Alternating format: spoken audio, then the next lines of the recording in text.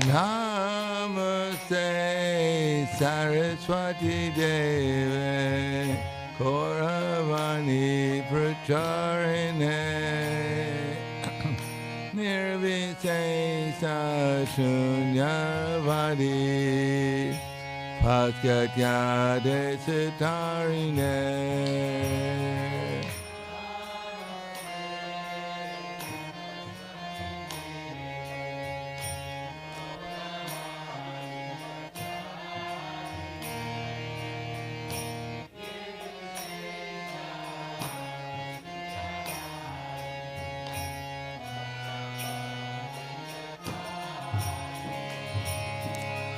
Shri Krishna Chaitanya Prabhu Nityananda Shri Advaita Gadadhara Shivasari Gaur Bhaktivinoda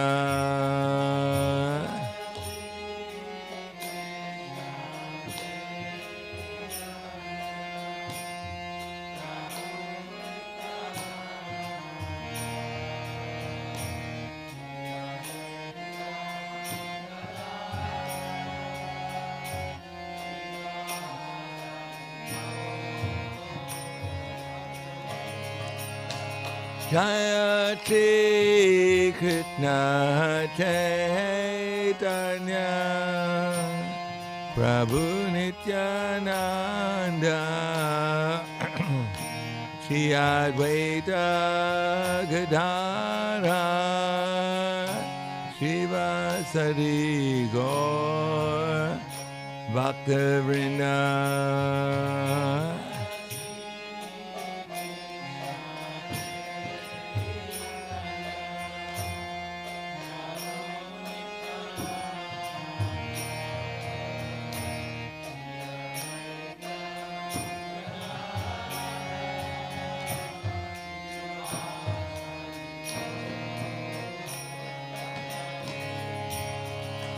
Jaya Shri Krishna Chaitanya Prabhu Nityananda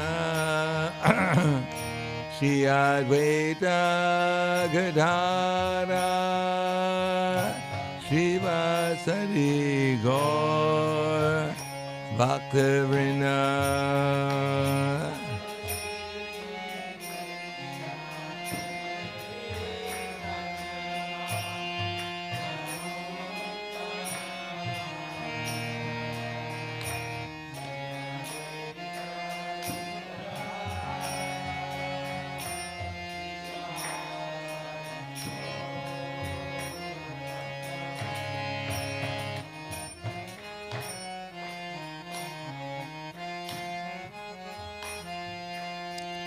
Hare Krishna, Hare Krishna, Krishna Krishna, Hare Hare,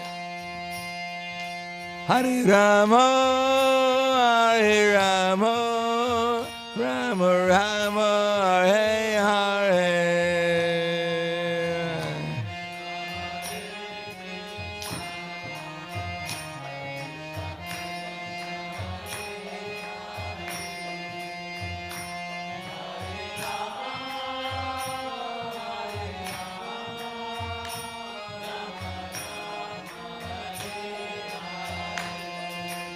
Hare Krishna, Hare Krishna, Krishna Krishna, Hare Hare, Hare Rama, Hare Rama, Rama Rama, Hare Hare.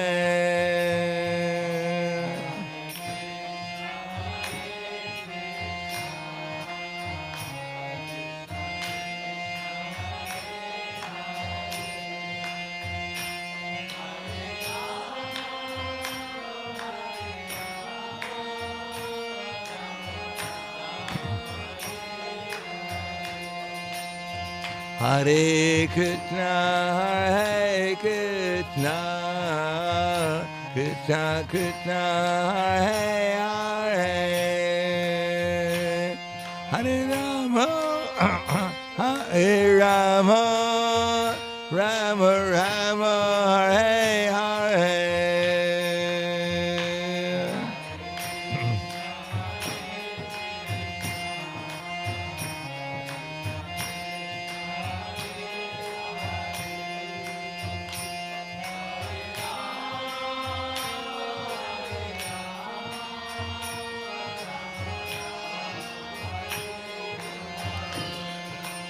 Hare Krishna, Hare Krishna, Krishna Krishna, Hare Hare, Hare Rama, Hare Rama, Rama Rama, Hare Hare.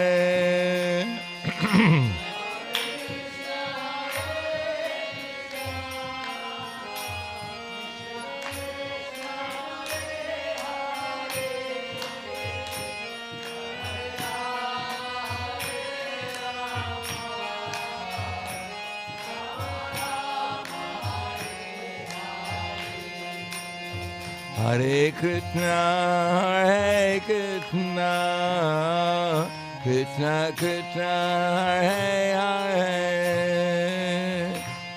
Hare Rama, Hare Rama, Rama Rama, Hare Hare.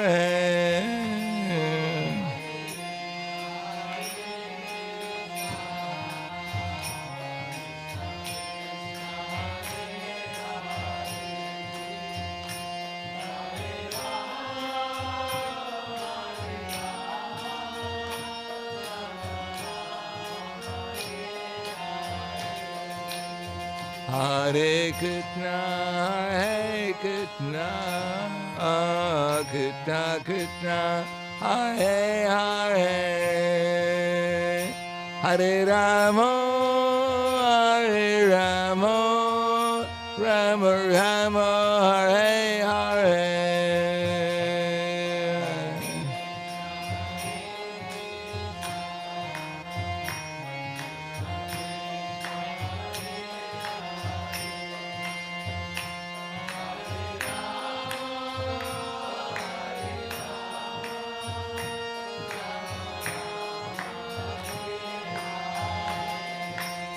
Hare Krishna, Hare Krishna, Krishna Krishna, Hare Hare, Hare Rama, Hare Rama, Rama Rama, Hare Hare.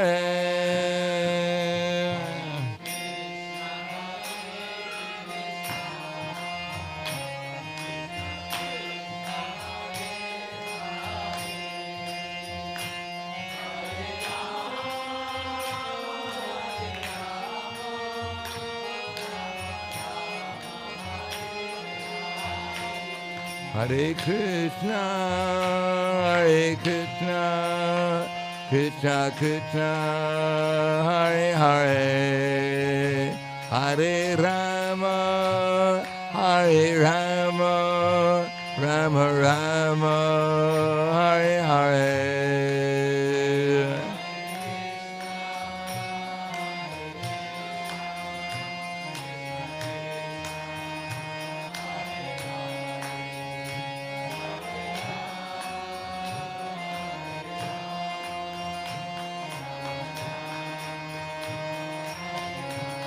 Hare Krishna, Hare Krishna, Krishna Krishna, Hare Hare, Hare Rama, Hare Rama, Rama Rama, Hare Hare.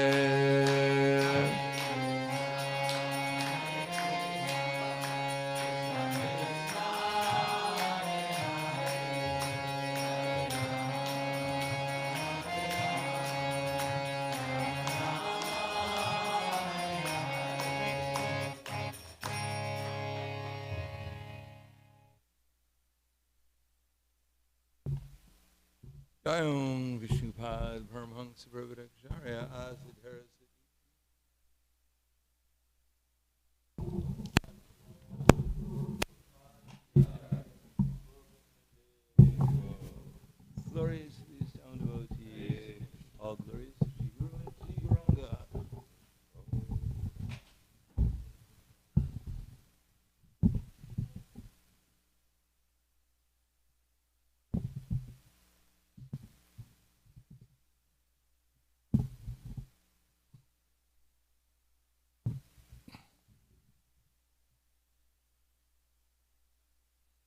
Om Agyanatimirandasya Gyananjana Salakaya Taksuramilitam Yena Tasmai Shri Gurave Namaha Shri Chaitanya Manobishtam Stapitam Yena Bhutale Swayam Rupa Kadam Hayam Didati Swapadantikam Vandeham Shri Guru Shri Utaparakamalam Shri Gurum Vaishnavam Scha Shri Rupam Sagrajatam Sahagana Raghunatam Vitam Tam Sajivam Sadvaitam Savadutam Vrajana Saitam Krishna Chaitanya Devam Shri Radha Krishna Padan Sahagana Lalita Shri Visakan Zitam Scha Hey Krishna Karna Sindho Dinabando Jagatpate Gopesha Gopika Kanta Radha Kanta Namostute Tapta Kanchana Gaurangi Radhe Vrindavaneshwari Vrishubhanu Sutta Devi Pranamami Hari Priye Panchakapa Tribhyascha Kripa Sindhu Vyevacha Patitanam Bhavanebhyo Vaishnavebhyo Namo Namaha Shri Krishna Chaitanya Pranitinanda Advaita Gadadhar Shivasati Gaura Bhaktavrinda Hare Krishna Krishna Krishna Hare Hare Hare Rama Rama Rama Hare Hare Om Namo Bhagavate Vasudevaya Om Namo Bhagavate Vasudevaya Om Namo Bhagavate Vasudevaya. I'm going to read from the Bhagavad Gita as it is, chapter 18, the perfection of renunciation, which is also the summary of the Bhagavad Gita, text number 57. Chaitasa sarva karmani maya sanyasya matraha buriyogam upashitya mashita saratam bhava. In all activities just depend upon me. I work as always in my protection. In such devotional service, be fully conscious of me. The Prabhupada's purport. When one acts in Krishna consciousness, one does not act as the master of the world. Just like a servant, one should act fully under the direction of the Supreme Master. The servant has no individual independence. He acts only on the order of the Master. The servant acting on the behalf of the Supreme Master is unaffected by profit and loss. He simply discharges his duty faithfully according to the order of the Master, of the Lord. Now one may argue that Arjuna was acting under the personal direction of Krishna, but when Krishna is not present, how should one act? If one acts according to the direction of Krishna in this book, as well as under the direction of the representative of Krishna, then the result will be the same. The Sanskrit word matparha in this verse is very important. It indicates that one should have no goal in life save and except act in Krishna consciousness just to satisfy Krishna. And while acting in such a way, one should think of Krishna only, that I've been appointed to discharge this particular duty by Krishna. While acting in this way, one naturally has to think of Krishna. That is perfect Krishna consciousness, or this is perfect Krishna consciousness. One should have a note that after doing something whimsically, he should not offer the result to the Lord, to the Supreme Lord. That sort of duty is not in the devotional service of Krishna consciousness. One should act according to the order of Krishna. This is a very important point. That order of Krishna comes down through the disciple succession from the bona fide spiritual master. So if one gets a bona fide spiritual master and acts according to his instruction, then his success in life and Krishna consciousness is guaranteed.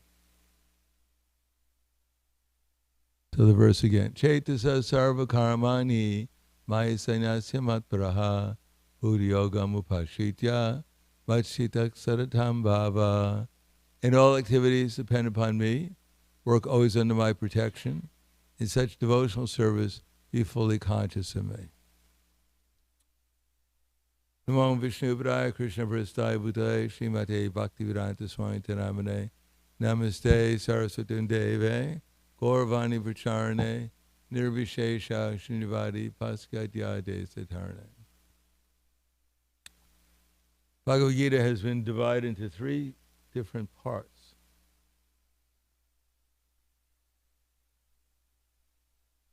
Practically every verse in Bhagavad Gita can be put into these parts. They're known as Sambandha, Abhideya, and Prayojana. Sambandha means the knowledge, the understanding that we need in order to perform our service, our activities. And our activities should result in what's called Prayojana. What is the result that we're looking for? So here this verse is also divided into Sambandha, Abhideya, and Prayojana. So the Sambandha is very simple. That is, everything here belongs to Krishna. Now it's very simple, but very difficult to accept or understand. Because everyone has come to the material world with some desire to become the proprietor. And therefore Krishna says, Daivi yesha gunamayi mama maya dharatya mameva yai prapadyante mayam etam tarantite. The material nature is like the police force. The police force represents the government in the society, and therefore it's as powerful, at least when doing its activities, as the government is. So Maya is very powerful in the material world. And the living entities, although conscious, they're subordinated to Maya as soon as one has a desire to imagine oneself to be something that one's not. Now all of us were living in that dream, according to Bhagavad Gita, because we're not the body. And because we're not the body, therefore all these attachments we have are all false. They're called upadis. I'm imagining that I'm Indian, I'm imagining that I'm American or Chinese, I'm imagining that I'm a woman or that I'm a man, that I'm black or white. This is all imagination. It is not that we're not in a body that has these designations, but we're not these designations. These are simply coverings of our real self. And because I imagine I'm this body, therefore I imagine things in relationship to this body belong to me. Even in America, they even believe that this land is ours. They have a song, this land is my land, land is your land. How can it be your land if it's my land? From the Texas border, and here we are in Texas. But actually this land doesn't belong to anyone. It belongs to Krishna. But even Krishna doesn't need it, because it's always changing all the time. Even our body's changing. So if we say it's our body, which body is ours? The little baby body that disappeared, or the 5-year-old body that's disappeared? This body, which is disappearing at every moment, which body belongs to us? And if it belongs to us, why can't we control it? Why don't we wake up one morning and say, I'm tired of growing older. I think I'll grow younger today. Anyone can do that? I think I want to be 5 years old. Of course, the 4 Kumaras, they can do that.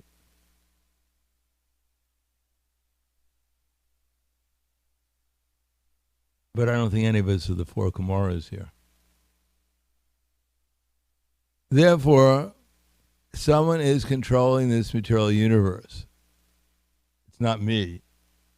And I don't think there's anyone out here either. Sometimes we ask someone, they claim that they're the controller of the universe. And you say, all right, it's a little cold in Dallas today. Can you just put up the temperature like 5 degrees? And their response usually, I could, but I don't want to. Well, what do you want to do?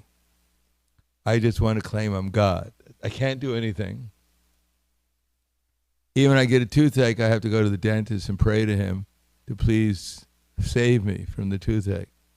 So what kind of God is that who can't even save himself from a toothache?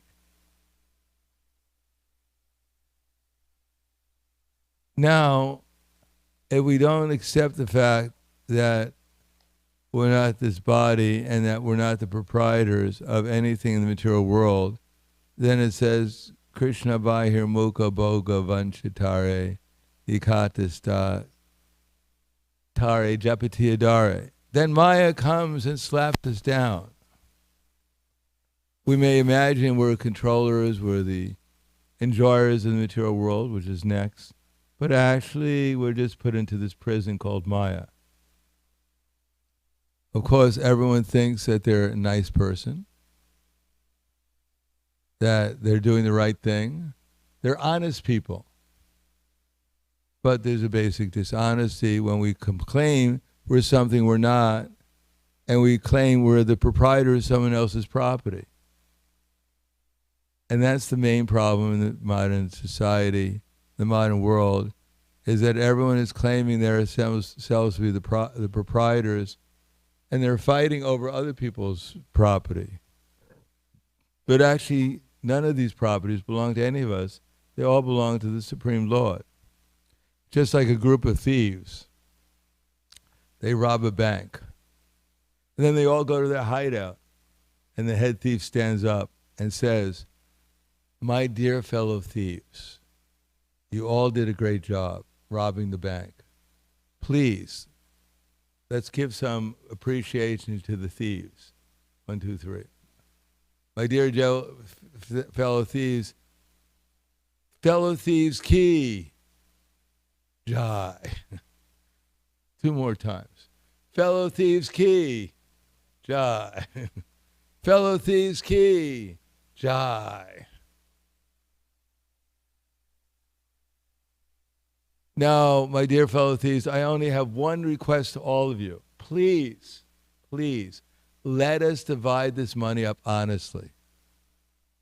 So they're all thieves, but now they've decided to become honest thieves by dividing up the money they stole honestly.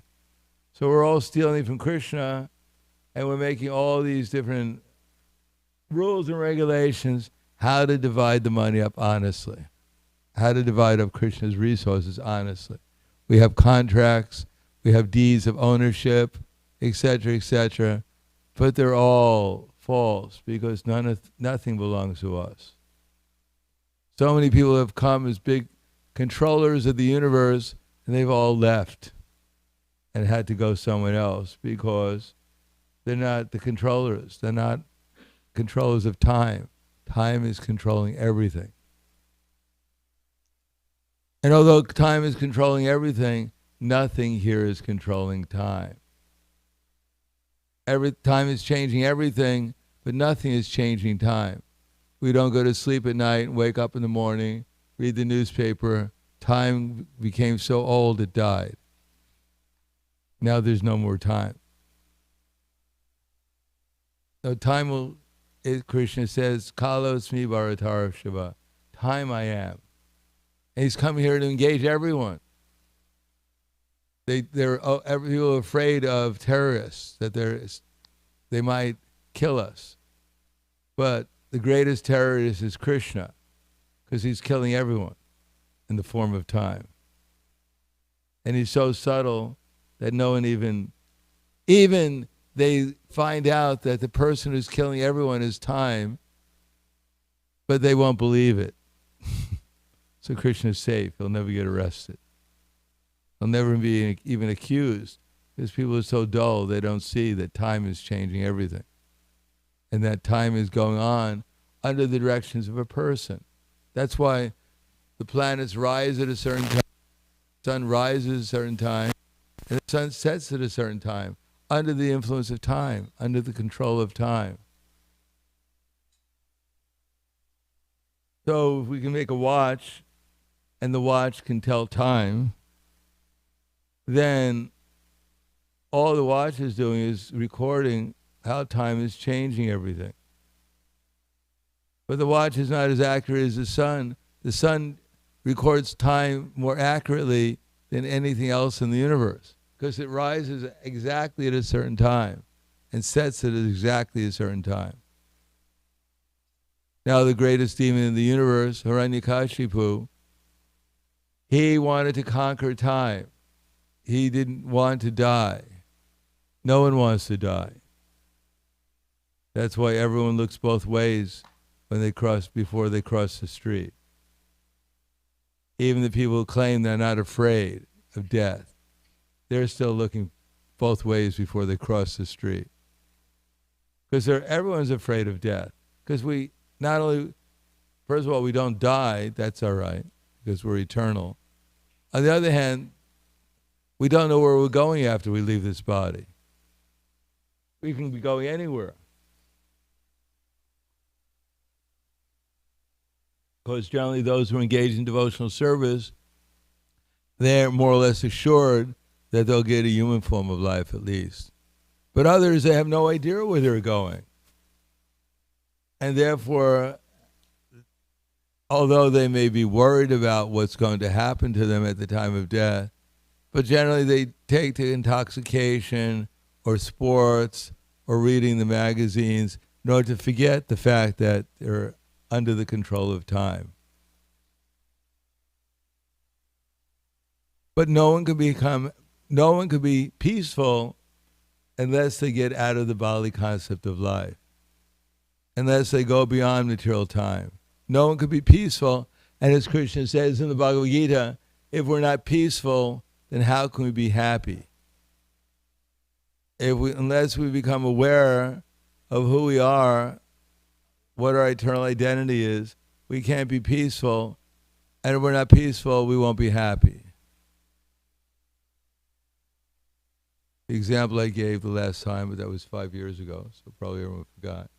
Just like, for instance, if we gave everyone a free ticket to go to Mayapur for Gaur Purnim, which is not that far away, how many of us would accept a free ticket to fly to Mayapur in India for Gaur Purnim? Luckily, our temple president is rich. So if you ask Nishingarupa Prabhu afterwards for a free ticket, I'm sure he's at least going to give you one, if not two. Because he's not here to confirm it, but... So just imagine we're flying to India for Gaur Purnim on Air Hare Krishna. And the pilot makes an announcement. Welcome everyone to Air Hare Krishna. We hope you enjoy the flight. We have a wonderful feast for you from Radha Kalachandri's restaurant. 5 preparations with curd in it, pizza, ice cream, and samosas.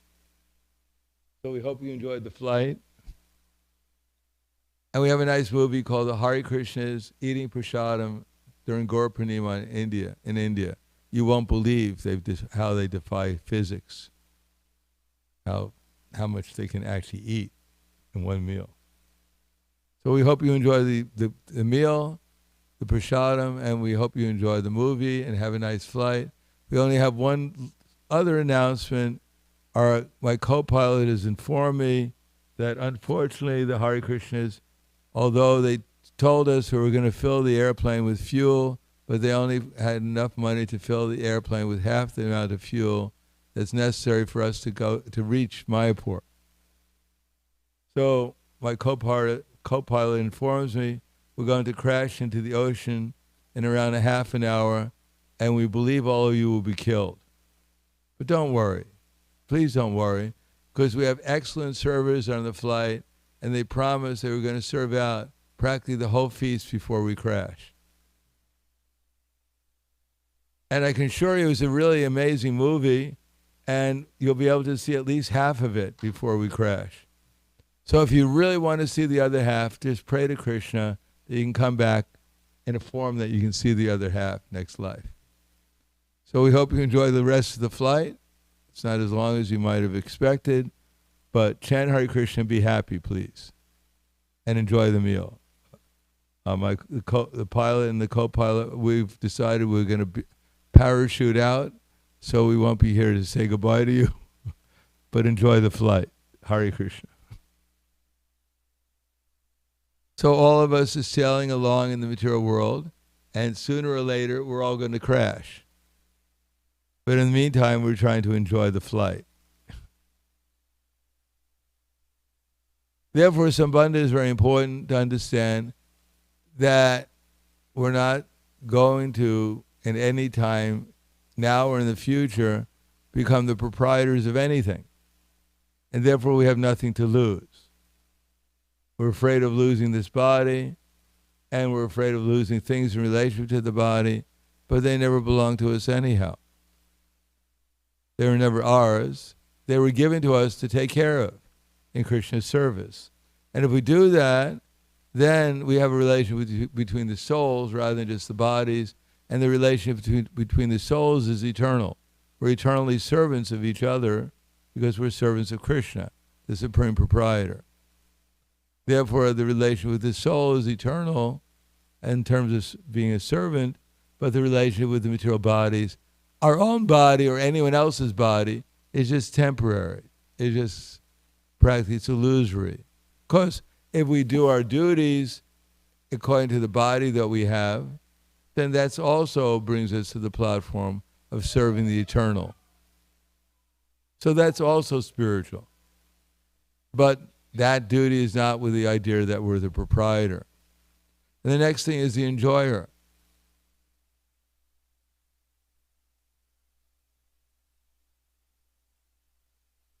Everyone is helping to be the enjoyer of the material world, but the proprietor is in the mode of ignorance.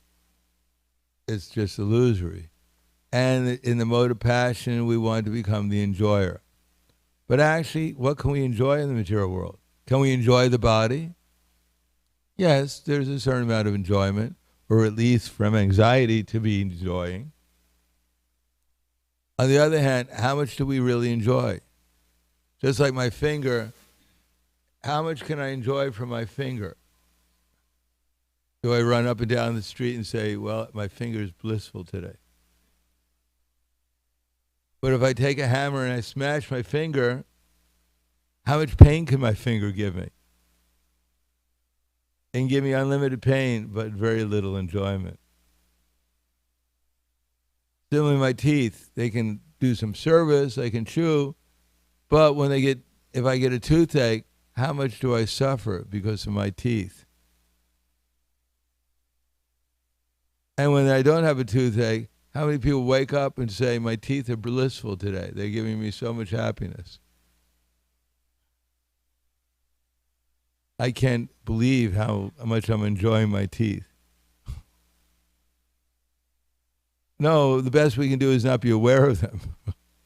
If they don't bother us, we think they're doing well.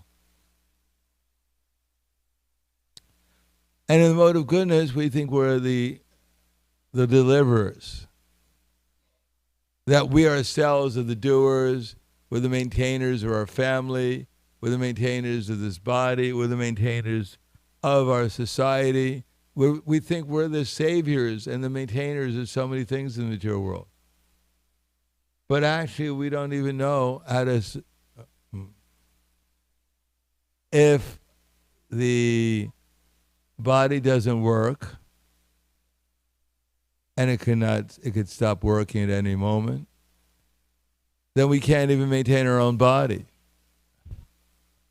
As we're not the controllers in the material world, as actually we're really not enjoying the material world, there's so much suffering going on, even in our own personal existence, due to the very nature of old age, disease, death, and then the anxiety of taking birth again somewhere.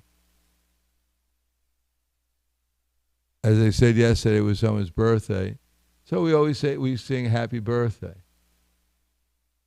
But no one sings, happy death day to you, happy death day to you.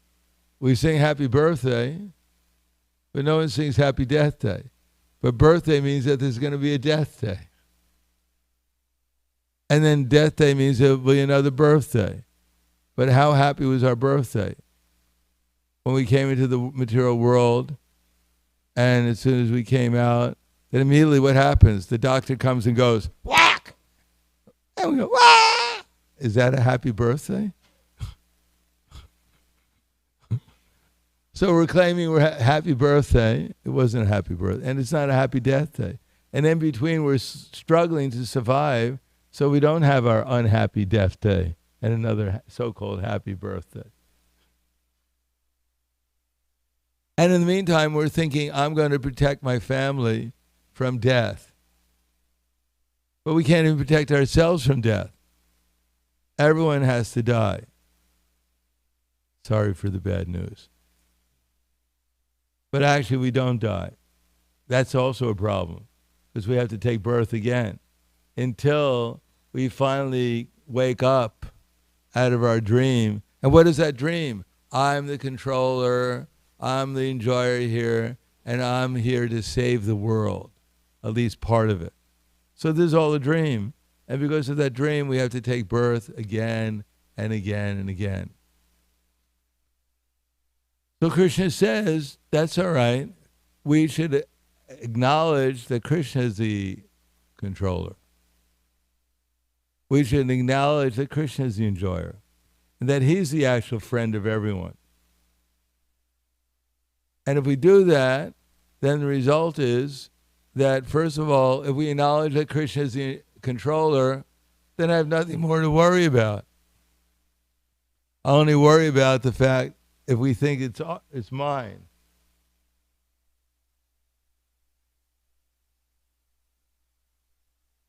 Just like if you're in a car and it's your friend's car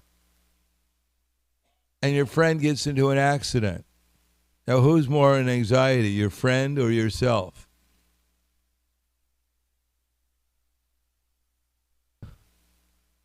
You may say, my dear friend, don't worry, it's all right. You know, be detached. Because you're completely detached, it's not my car, I didn't lose anything. But your friend's completely anxiety because he thinks it's his car. And in Sanskrit, the word for Sanskrit is aham car. I am the car. So if someone thinks he's the car, then he gets aham car. He thinks he becomes completely in anxiety. So when we understand everything here belongs to Krishna, I have nothing here to gain, and I have nothing here to lose, then we're no longer in anxiety anymore. That's called karma yoga. Now that doesn't mean we don't do our duty, but it's Krishna who empowers us to do our duty. It's Krishna who gives us the intelligence that we should do it, and we do it, then we become free from our anxieties because we're doing what Krishna wants us to do. We should be a perfect husband or a perfect wife, as a perfect friend, a perfect everything. We should do our duty perfectly because that's what Krishna wants us to do with his energies. Then we become free from all anxiety. Then we actually realize it doesn't belong to us. And when we try to please Krishna, we realize he's the actual enjoyer, because that's our philosophy, that yata tramula nisheshinena tripyanti tatskanda bujo prashaka prahanarachaya tendriyanam tataiva sarvaham atiteja. Just like we water the root of the tree, then the water goes to all the leaves and branches. When we provide food to the stomach, then the nutrition goes to all the different parts of the body. And when we serve Krishna, then all the demigods, everyone becomes satisfied to some degree. Of course, the amount of service we can do to the root is not enormous. It's like we can put one drop of water, but that's better than trying to put that drop of water on a leaf or a branch, which is useless. Just like Durvasa Muni. Durvasa Muni is a great sage. He's still around if you want to meet him.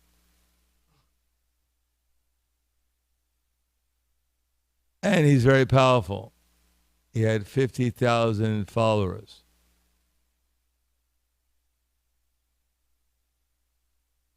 So one day he was meeting with Duryodhana.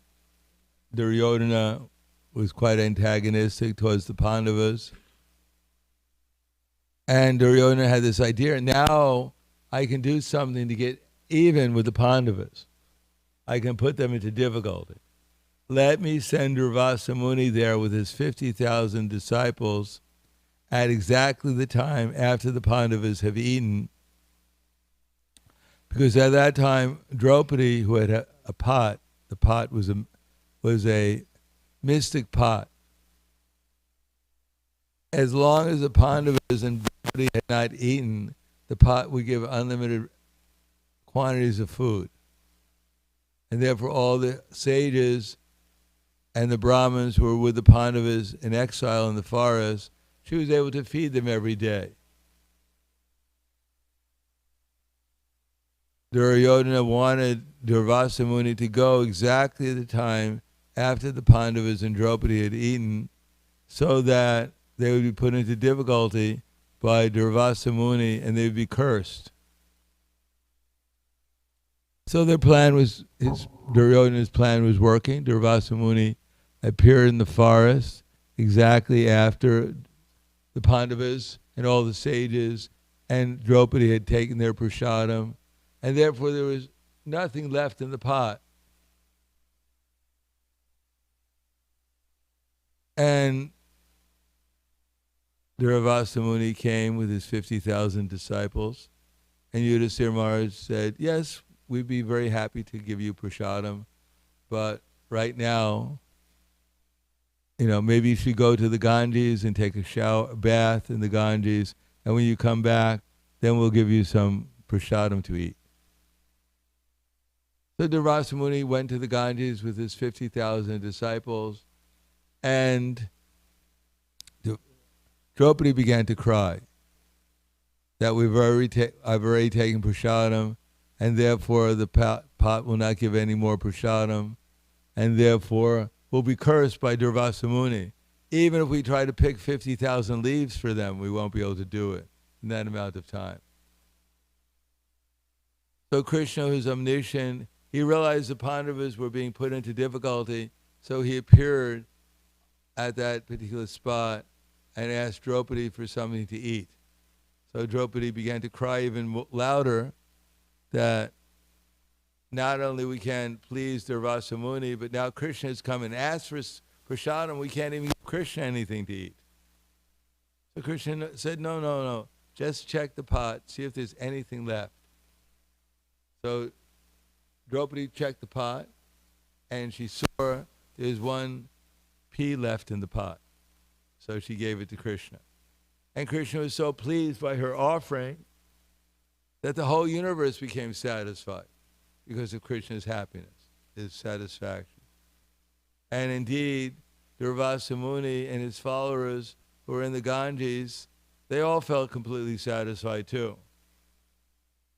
So Durvasa Muni and his followers said, well, better we flee, because if we go back, and undoubtedly Yudhisthira Maharaj has prepared this elaborate feast for us, but we won't be able to take any of it, and it'll be very embarrassing. So let us just flee from the area so we don't disappoint Yudhisthira Maharaj. So all the Durvasa Muni and his followers, they all fled from the Ganges, and by Krishna's all-merciful satisfaction, by Krishna being completely satisfied, everyone in the universe, practically speaking, was satisfied, and the Pandavas were saved. So Krishna is the reservoir of pleasure, and when he's pleased, that pleasure is not ordinary. It actually emanates from Krishna and gives pleasure to everyone. The whole spiritual world is full of pleasure because of Krishna's pleasure. And when Krishna feels pleasure from the service of his devotees, especially Srimati Radharani, then the result is, when Srimati Radharani is pleased, then Krishna becomes pleased. And when Krishna is pleased, then Srimati Radharani is pleased. And when Srimati Radharani is pleased, then Krishna is pleased. And this way the whole universe ever increasingly becomes full of happiness. Vishvam Sukham Sugaya. Purnam Vishvam Sukhayate. The whole world appears to be full of pleasure. And as far as Krishna being the friend, that Krishna is providing everything for us. Krishna says, Rasoham apsu kondeya pravasi shasi suryo pranava sarvavedeshu shabdake purusham nishu. That Krishna has given us the sunlight. He's given us the moonlight. He's giving us the air to breathe. When we came here, we didn't bring anything with us. It was all being provided to us. But it's being provided to us so that we can utilize it, so that we can find out what our actual duties are and how to perform them in such a way as that we wake up again. That we get out of this false mentality of being something that we're not. That is, taking Krishna's place. As long as we're trying to take Krishna's place, then we become chastised by the illusory energy, and she puts us into this body in which we imagine that we're something that we're not. We think ourselves to be this body, to be the controllers, to be the enjoyers, and to be the friend of others outside of Krishna. But this is not an honest conception of life. It's not a legal conception of life. And therefore we, instead of worshiping Krishna, we're worshiping idols. In some religions, they're very much concerned about being an idol worshiper. But everyone here is an idol worshiper. We're worshiping this dead body as if it was the supreme.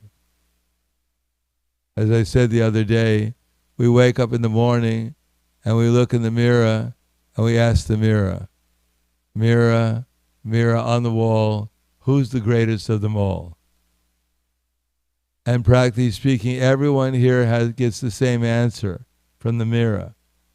My dear soul, after so many lifetimes of pious activities, after gaining so much knowledge and austerity, after getting so much mercy, now finally you have darshan of the deity in the mirror. So please, please, according to Bhagavad Gita, you should now render unalloyed, uninterrupted service to that deity you're seeing in the mirror right now. And finally we think, now the goal of my life has been confirmed. Now let me render unalloyed, uninterrupted service to my deity. So, out of piety and following the rules and regulations of yoga, we serve the deity by first performing abhishek to the deity by taking a shower. Then we clothe our deity. We put perfume or cologne on the deity. We give the deity 5 kinds of foodstuffs, and then we become empowered to go out into the world to spread the glories of our deity all over the 3 temples in the name of Sankirtan. But this body is not, it may be our worshipful deity, but it's not the supreme deity. The supreme deity is Krishna, and this body that we're in should be utilized to serve the supreme deity rather than compete with the supreme deity.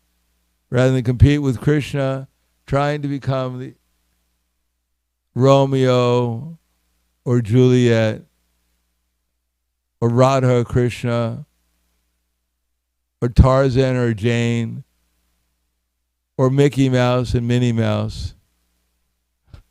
We should recognize who actually is the actual enjoyer, the controller, the proprietor, and the friend of everyone. And that way we can actually find peace and happiness in this world and do something productive to actually help these misdirected souls in the material world find real peace and happiness here. Thank you, Hare Krishna. Are there any questions or comments?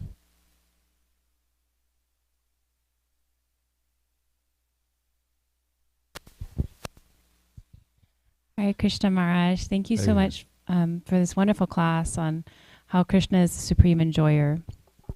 I'm asking this question on behalf of my daughter, Raseshwari. For some reason, she's feeling shy at the moment, but you really captivated her imagination when you spoke of Durvasa Muni. And she wants to know, how is it that he's still alive after thousands of years, and where is he? Because we're going to India in the summer, and she wants to know if we can meet him. I'll give you, at the end of the class, if you ask, I'll give you his email address and WhatsApp now.